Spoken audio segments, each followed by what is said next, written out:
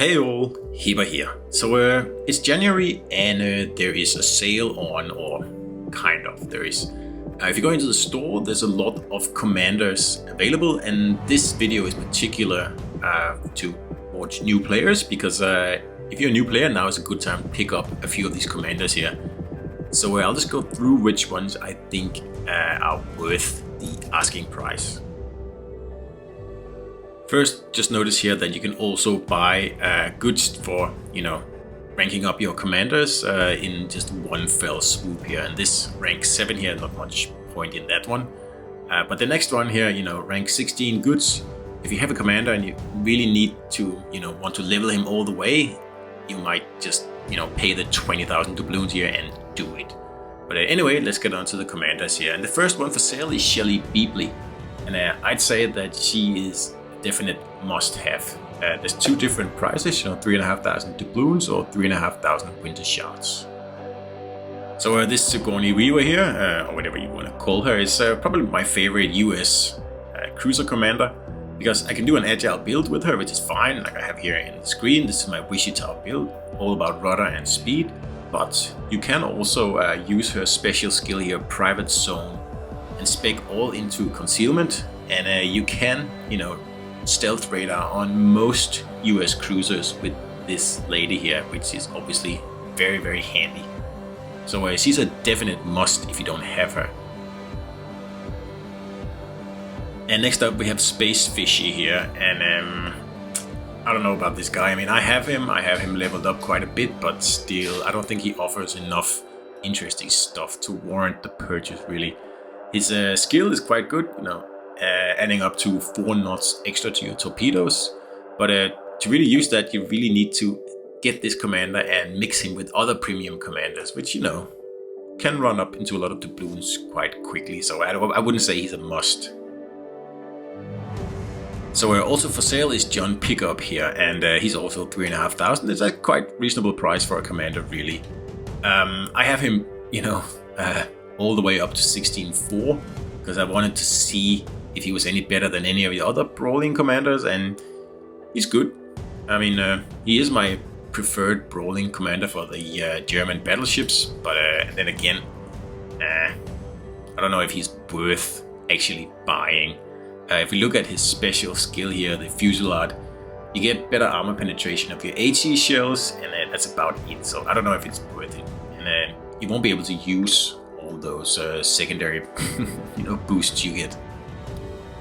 Alright, next up is Mordov, and I don't like this guy. I haven't really done anything with him. I tried him when he first came out a few years ago, where Wargaming gave him to me as a 12-2, so I have tried him, leveled all the way up, but I didn't find him interesting, so that's why I have just left him here at level 1, and I don't see I will ever use him really. So in my opinion, not really something you should even consider buying. The same goes for Splendento here. I also had him a while back, almost fully upgraded, and in the end I didn't really end up using him that much. He does have a special skill that pretty much keeps your engine from being taken out permanently, like at all. You cannot really use your engine, or lose your engine, sorry, that's what I meant. But is it really worth it? I don't think so. Alright, next up we have Blue Furiora, and this commander I'm a bit on the fence about. I can see her potential, but again, I don't think it's worth buying her and, putting in all the resources to level her. I know some TD players, I know especially Black Priest, he likes her, but personally, I don't see much point in her. Alright, up next is one of the more important commanders here, Henry J. Hyde, and he's a battleship commander, and he's German, and he's a mix of a brawling and an accuracy commander. So this guy here, I would say, if you play German battleships, he would be a very good pick. Probably one of the best picks in this lineup here, along with Beebley in the beginning. And if we look at his special skill here, it's a shame because no one really seems to pick it. They always pick the one in the middle, but it does give you, better angles for ricochets. Alright, next up we have Einstein. This guy used to be a definite must-have, but since Beebley came out, I am kinda leaning towards Beebley. You can also see I haven't upgraded him much because he's also like he's not a full aggressive commander, he's not a full agile commander, and my experience says that if you pick one of them, you should go all out. Don't pick a hybrid commander. That's just my opinion. I know some other CCs that love this guy, and I see why. It's a good mix of everything, but again, I prefer to go either one or the other. Alright, next up we have Helsinger here, and again, this is a commander that I tried a few years back and I didn't really, well, he didn't make an impression on me at all. I'm also not the biggest destroyer player in the game, and I mean, he's Japanese and I already have a lot of Japanese destroyer commanders, and yeah, I just don't see any need for him, really. The smokescreen radius thing is nice, but yeah, I don't know. Up to you really, I guess, but personally, I don't like him. So next up is the Bosada here, and yeah, he's pretty much the same as before. He's a decent commander, nothing wrong with him, but is he worth 3,500 doubloons and all the resources you need to level him up? Especially if you already have a Japanese destroyer captain at a high level. In that case, no. If you don't have any commanders at a high level, you can, consider him, but in the end, I would probably pick something else, really. You can make some fun torpedo speed builds with him, but that's about it. Alright, next up we have Ivan Lightful, and this guy is a must, I'd say, if you play Russian cruisers. And he's known affectionately in the community as the Tekken commander because he has a slight resemblance, actually more than slight, to a former community manager. But anyway, his special skill is Fearmoid War. And here you get better grouping and better dispersion, and you give a little bit of detectability up. But this guy here, definitely a must-have.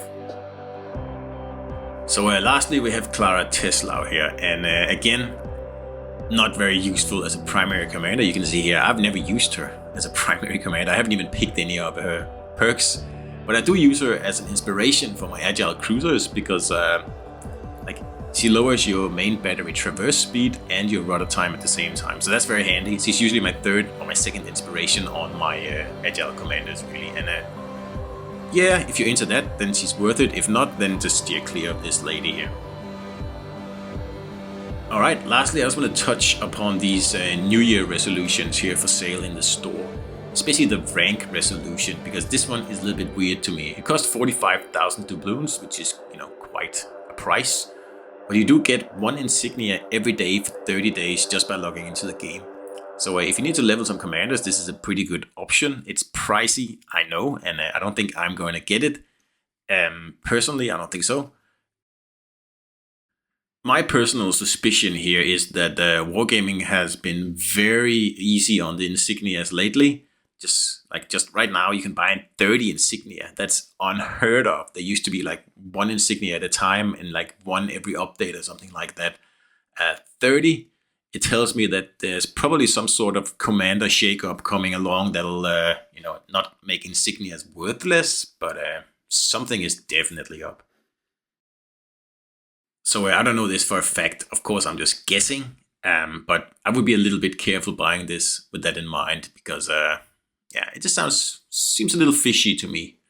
So anyway, that was the video on what's for sale in store here for Christmas and what I think you should buy. So hope you enjoyed it and see you out there.